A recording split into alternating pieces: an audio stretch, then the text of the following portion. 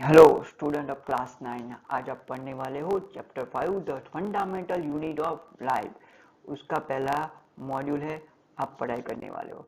तो सबसे पहले देखिए को हमारी जो बॉडी है, मतलब हर एक ऑर्गेनिज्म है, उसके कैसे बना हुआ है। तो वो सेल से बना हुआ है। तो सेल क्या है वो डिस्कस करने वाले हो। सबसे पहले उसको किसने फाइंड किया, कैसे बनाया गया, वो आप डिसाइड करने वाले हो। तो देखो बेटा, यहाँ पे पहले हमें उसके बेस पे एक थोड़ा सा ऑब्जर्व करना है। तो ये देखो, एक थोड़ा सा स्ट्रक्चर है, टावर जैसा बनाया गया है। उसके बाद देखे ये मोनूमेंट्स है, बहुत सारे मोनो पिरामिड्स है, सब देखा है। बिल्डिंग्स बनाई जाती है। तो ये सब क्या है, देखने में अलग अलग है, बट उसके बेस में क्या होता है आप सबको पता है, ब्रिक्स से बनाई गई होती है। राइट, शेप साइज डिफरेंट है, पर उसके बेस क्या होता है, शेप होता है। So they have common property, वो है ब्रिक्स है। They are all made up by, छोटी बड़ी ब्रिक्स होती है, बट ब्रिक्स से बनाई जाती है बेसिकली। हमें पता है हमारे आसपास ऐसे ब्रिक रेड कलर की देखते हैं, रेड कलर। सो कोई भी बिल्डिंग के लिए बेसिक यूनिट क्या होता है, वो का ब्रिक्स होता है।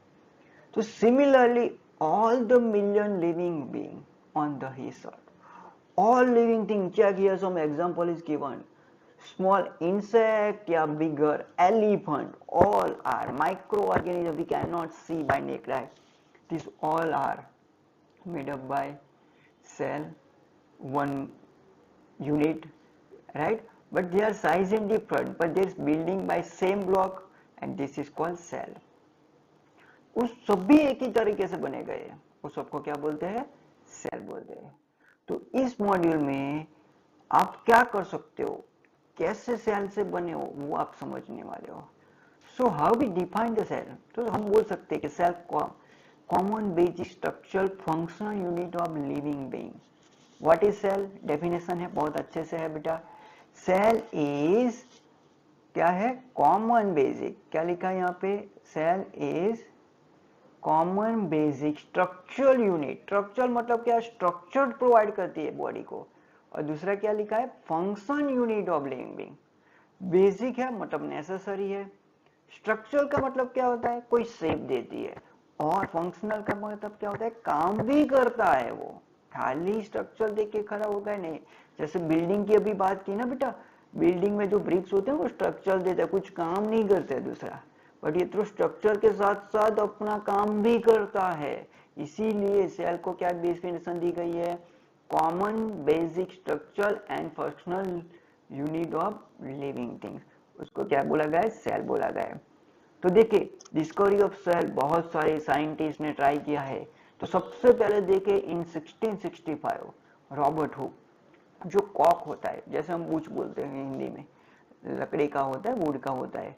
तो उसमें से उसने क्या किया, एक स्लाइस ली, बार्क ऑफ ट्री का था वो, राइट। तो उसमें से under the cell design microscope, तो उसको क्या दिखा दिया, एक जैसे ब्रिक जैसा स्ट्रक्चर दिखाई दिया, एक छोटे से जो बेसिक माइक्रोस्कोप का सेल्फ डिजाइन माइक्रोस्कोप उसने बनाया था उससे।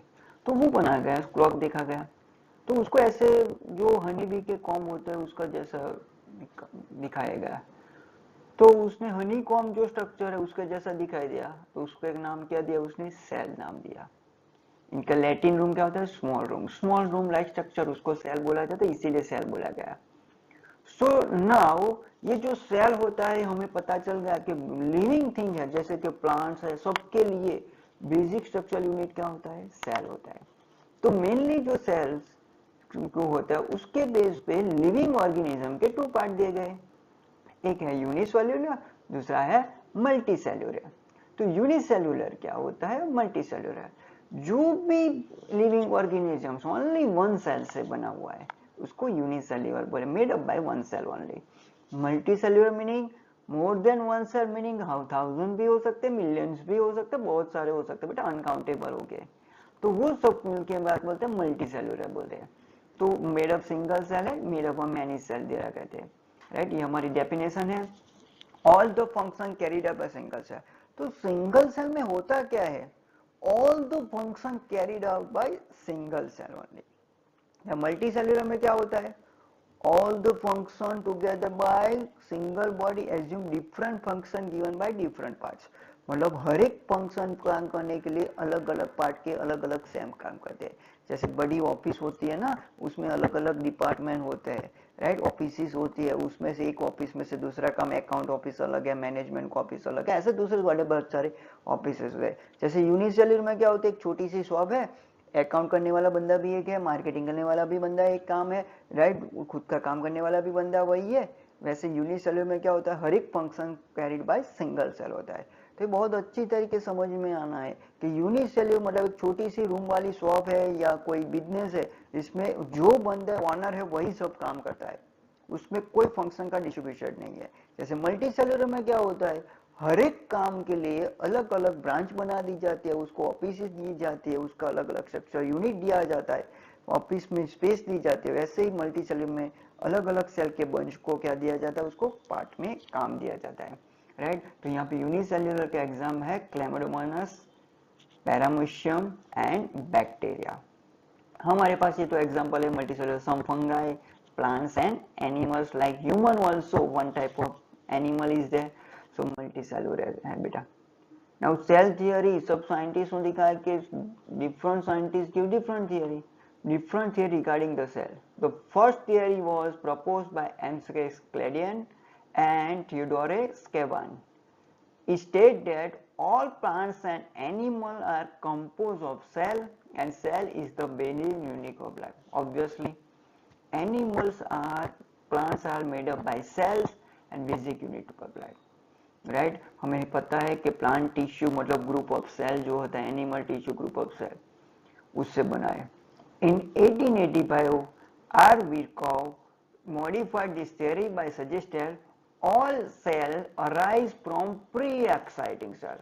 मतलब उन लोगों की थियरी के क्या लगा कि प्लांट सेल पहले से बने हुए ऐसा लग रहा था। अब क्या बोला है उन्होंने, विरकॉव ने, all cell arise from pre excited, मतलब नए सेल को कुछ नुकसान हुआ तो कैसे नए सेल आएंगे, कोई सेल डैमेज हो गया, राइट, तो उसको नए सेल कहां से आएंगे। तो विरकॉव ने क्या बताया, राइट, तो all cell arrive from pre exciting cell, मतलब जो सेल है वो डिवाइड होके मल्टीप्लाई होके दूसरे सेल बना, जैसे यहाँ पे दिया गया एक सेल डिवाइड होके to. So with the discovery of the electron microscope in 1940, it was easy to understand complex structure of cell।